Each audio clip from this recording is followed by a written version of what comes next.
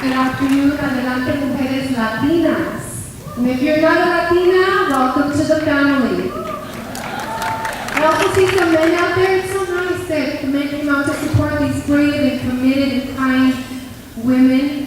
It's really important. I say brave because it takes courage to follow your dreams, as it's not easy, and kind because you're out here not only empowering yourselves, but empowering each other. You're working together, supporting each other to be the best that you can be.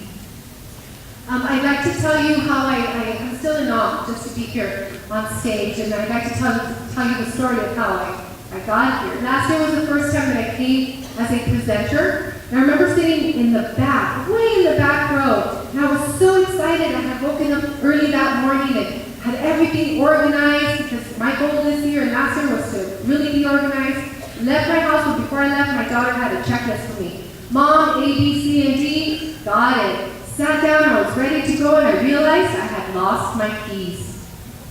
I was devastated. It was tragic. I was so prepared and nothing was going to go wrong that day, but I lost my keys. So somewhere between that 1.5 blocks, I didn't know where I left my keys. And I knew that if somebody had found my keys, they would return them. But I was scared that I had thrown them away in one of the trash cans and I didn't remember. So I really was beating myself up over that situation. So I rushed back into the registration. I told the ladies, call me if someone turns in my keys. I came back, I sat down, and I had two choices. I could either continue beating myself up over my keys, and mind you, as a Latina, I watch soap operas, so we can really, get tragic and dramatic over keys, or I could choose to make it a great day, since I couldn't control that incident. I chose the latter, and I had a great day. During one of my breaks, I get called, they had found my keys. I rushed back to go get my keys, and I met Mr. Larry Herrera, Miss Stella Morgan. I gave him my books because I love sharing my story. And so because of that, I am here today. Had I not lost my keys that day, I would have not gone back to the registration. I would have gone straight home. I would not have shared my. So what is the moral of the story? The moral of the story is find the blessing in the tragedy. So I'd like to thank the board of directors for inviting me here today to not only share my story, but to inspire you, hopefully inspire you to know that you have strength and resilience to overcome any and all obstacles that are going to be thrown at you, because that's a for sure thing. You will have obstacles, you will have adversity, you will struggle, and you will feel pain. So I'm hoping to just make it a little bit easier by sharing some advice. I published Saving Me in 2006. Oh, before that, let me go over some of the things that, a little about me. I was born in East Los Angeles and moved to Almani, so I moved between both. I have a bachelor's in psychology from Cal State LA. Thank you so much, Cal State LA. And a master's in education from Point Loma. I also received an associate's degree from East LA College. So thank you, East LA College as well. I have a People Personnel Services credential. I'm a mother and a grandmother of a 1-year-old. Yes, and today's her birthday party, so after this I'm like rushing back to have her blow out her candles for her cake. I've been teaching for 16 years. I'm an author and inspirational speaker. I travel the world, and most importantly, I love life. I published Saving Me in 2016, and it took 2 years to write this book. 2 years to write this book, and I love telling this story. My 6th grade students, I was teaching 6th grade at the time, and my group of 6th grade students inspired me to write my story. At the time, I was struggling with trying to get my kids motivated, to put effort. They come to school and it's like, I forgot my homework. I didn't do my homework. I missed all these problems. And I was determined to tell them how important school was. The school had been so important to me. And I didn't really know how to do this. So we sat and we had a conversation one day, and I said, what's going on? Why aren't you putting effort into school? And he said, well, Miss Renaud, you don't understand. We have stress. We have problems with our friends. We have issues at home. And I realized through that conversation that these kids were going through some of the same things that I had gone through growing up. And as teachers, sometimes we forget that you guys have stress too, because we're so caught up in trying to make sure you get the best education possible. So I remember bringing in motivational videos and tapes, everything that had helped me. I was bringing all of that stuff in to show them I wanted to make a difference. I wanted to make an impact. But I wasn't seeing the difference or the impact that I wanted to make. They loved it and they were excited, but not as much as I wanted them to be. So something in me said, maybe you should share bits and pieces of your story. And part of me said, don't do it. Up until that point, I had been so ashamed of my life. My life had been a tragic series of events, and I didn't want anyone to know what I had been through. I was not owning my story. I didn't even want to think about it. But I overcame that in hopes of inspiring them. I thought maybe if I can share bits and pieces of it, that will let them see why school is so important to me. So I was born to a mother who was an alcoholic, and she drank because my oldest sister had been kidnapped by her biological father. And so in order for my mother to deal with her pain and her sadness and her anger of not knowing what my sister was, she turned to alcohol. When we were, my sister was finally rescued and we were all reunited, my mother continued to drink. And she took out her anger and her resentment and her hate on life. Life had not been easy for her. She took it out on my two older sisters, who were about 9 years older than 10 years older. When I witnessed, I knew that my sisters would not make it. My mother would beat my sister so viciously that I knew at some point she would go too far and one of them would not survive. I was never touched. She never hit me. By the age of 5, we moved in with my stepfather to El Monte. He was a wonderful man, but he too liked to drink. And when you put two people that drink together, and alcohol does not do well with them. It was a very volatile and dangerous situation. Both my sisters had to move out in order to live. Their life depended on having to go live with family members. From the age of 5 to the age of 9, I witnessed things that no child should ever have to witness. I went through things that no child should ever have to go through.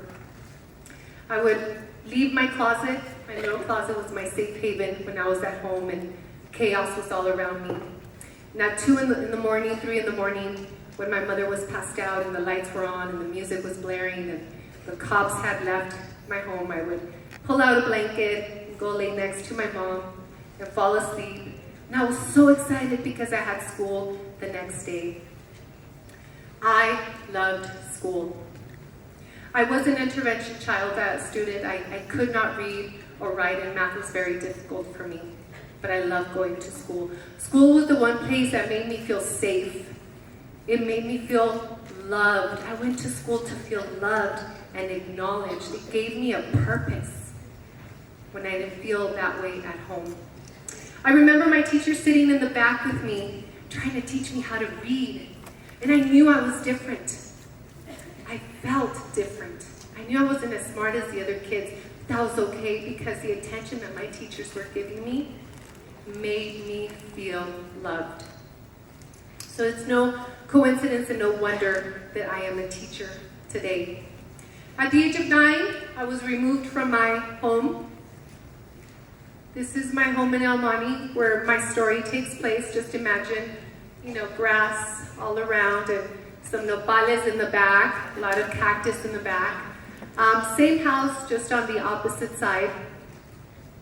The age of 9, someone reported the situation to Children's Services and I was removed and sent to a foster home. My mother went to a rehab facility where she got better, and my oldest sister took custody of my 16-year-old and myself. When we were back and reunited with my stepfather and my home was a little bit healthier, I began to flourish. Everything that my teachers had invested in me, all the time they had spent sitting with me, and although I wasn't understanding or getting it at the time, all of it was here, ready to come out. And in junior high, I was a straight A student. I was an honor roll student, and I was so proud of myself. So proud of myself. I realized at that point that there were few things I could control in my life. and I was going to control them to the best of my ability. I could control whether or not I did my homework, how much effort I put in school, where I sat in class, whether or not I participated, who my friends were. Maybe I couldn't control where I lived or how much money I had or the clothes that my mother bought me. But the things that I could control, I was going to do it to the best of my ability. And some of you call that being proactive. So I flourished and I became an honor student. However, life was not finished teaching me compassion. It was not finished teaching me love and strength and courage and resilience. At the age of 15, I met a boy, and my vision for going to college, because I remember somebody saying, you have to go to college. I didn't know what college was. I didn't know where it was or how I was even going to get there. But what I did know was that I was going to go to college. Because everyone would say, if you go to college, you're going to get a great job, you're going to have money, a beautiful house, going to travel, and those are the things that I wanted so badly. So, although I didn't know where, or how, or what it was, I was going to college. But at 15, after I met the boy, my vision changed, and college was not an option anymore. My priorities changed. School was not first in my life, and my grades began to suffer, and I was so disappointed in myself that everything around me started falling apart. So disappointed in everything that had happened to me, every choice that I had been making, not mistakes, but the bad choices I had been making. And I tell people mistakes are different from choices. You make mistakes going into them with the best intention, and then they just don't work out. Bad choices, you know what the end result is going to be, and you still make it. Right? So I've made some bad choices. And when I was at my lowest point at 15, I decided that this world had been too tragic, and I hated it, and it was not good to me. So I decided to take my own life. So at the age of 15, I attempted suicide. Fortunately, I did not succeed because I wouldn't have gotten to experience all the beautiful things that were ahead of me. At the hospital, I remember thinking, I will never, ever give up on myself again, no matter what. And life again still was not done teaching me love and compassion and strength and resilience. I had a lot to learn still. I became pregnant at the age of 16. And I was in a very abusive relationship. But through it all, one thing that I held on to for dear life was school. And the vision and the belief that if I finished school and I went to college, things would get better. I had to believe that. I had to believe people. And I remember telling my 6th grade students this, and it was such an emotional time. One of my students stood up. I remember his name, Justin. He stood up and he said, Miss Leon, you don't look like you've been through that. You know, you look like you lived in a 2-parent home in a nice house, and you had money and traveled, and you're so kind to us, and you genuinely care. You don't look like you've been through that. And it was at that moment that I realized 2 things. It was a very bittersweet moment. I realized 2 things. Number 1, it was bitter in the sense that I had gone through all these things and nobody knew about it. They just had this perception of me of success, but they didn't know everything that I had to go through to get there. That was the bitter part. The sweet part of that was that I had not let life make me bitter, make me angry, make me resentful. Because I genuinely cared about my kids. I understood their pain. I understood their stress, and I understood their suffering. So this is what my students saw. They saw me at the top of the mountain enjoying success. This was about 5 years ago. I love to hike. I haven't done it in quite a bit, but that was me at the top of the mountain. So that's what they saw. What my students did not see was that I had to climb 260 stairs Jagged edges, slippery, uneven. I was tired. I wanted to give up. I was sweating to get to the top of the mountain. So many people believe that success comes easy. It does not. Not for anyone. You have to work hard. You have to want it bad enough. What is success? Success is taking risks. It involves changes, criticism, courage, rejections, discipline, late nights, persistence, hard work. But it is also passion, honesty, dedication, innovation, and good habits. That's what success is. I can tell you that every successful person that is in this room today has gone through some kind of adversity, challenge, struggle to get there. Every workshop presenter that you met today went through some kind of adversity, challenge, suffering, or pain. Why? Because it's part of life. You will never know how strong you are unless you have to climb that mountain. You will never know what empathy or compassion is until you experience pain.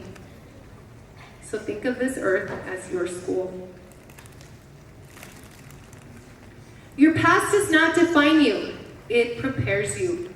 This entire time, I had thought my life had been a tragedy, when in reality, it was preparing me for this moment right now. It was preparing me to inspire other people through my own journey. So if I can tell you this, I want to tell you to own your story. Never be ashamed of who you are, what you've been through, what has happened to you. Own your story and use it to help others. Use it to fuel that fire inside of you to continue to be the best you can be. I realized very early on that this life was 100% my responsibility. No one was going to take me by my hand and lead me to success. No one was going to do the work for me. No one was going to take that pain away from me, nor did I want them to. Because success wouldn't be as sweet now if they would have. Ladies, you have to save yourself. So I want to leave you with a little bit of advice what worked for me. Okay? And at school you're learning great habits and skills. Be proactive, synergize. I live by those. I live by those. But I wanted to try something. I wanted to summarize. For me, I wanted to be innovative and think of something that represented me. And since my last name is Leon, I couldn't help it but to bring up lioness, right? To show that picture. I want to call that roar. I want you to leave today and I want you to roar. Yes, I had to. You're not going to forget that. I don't want to get hats for that. Remember that everything that happens is either a lesson or a blessing or both. If you see life as that, trust me, it'll be a lot easier. Learn the lesson from whatever happens. See what the blessing in it is for you, or both. Only focus on what you can control. You can't control what people say about you. You can't control what people think about you. You can't control where you live, where you're coming from. You can't control, but what can you control? Go home today and make a list of the things that you can control, and the rest of it, don't even bother thinking about it. Okay, don't bother thinking about it. Accept that your journey will be different, and different is good. In a world where everybody wants to be the same, and everybody wants to copy other people, that's not going to get you very far. What's going to get you far is your uniqueness, your difference. That's what's going to get you far. What do you have to offer this world? And I trust you. Each one of you was born with a gift, a passion. And you have to find that passion. What makes you want to get up in the morning? What drives you? What gets you excited? And share that passion, right? So be different. Different is good. And R, return and inspire others by sharing your story. I'm a first grade teacher. So you're wondering why I'm so animated and kind of using the entire stage. I have to be on my toes all day long with these kids, cracking jokes, even though it goes above their heads. But come back, I have 61 students who will be sitting where you are sitting today. And they're going to need stories to inspire them. We need you to be here on this stage for them. So I leave you with this. Almost every successful person begins with two beliefs. The future can be better than the present, and I have the power to make it so. Ladies and gentlemen, even though I didn't see it, I believed in my future. You need to believe in yours. So I want to thank you again. It's just so awesome to see.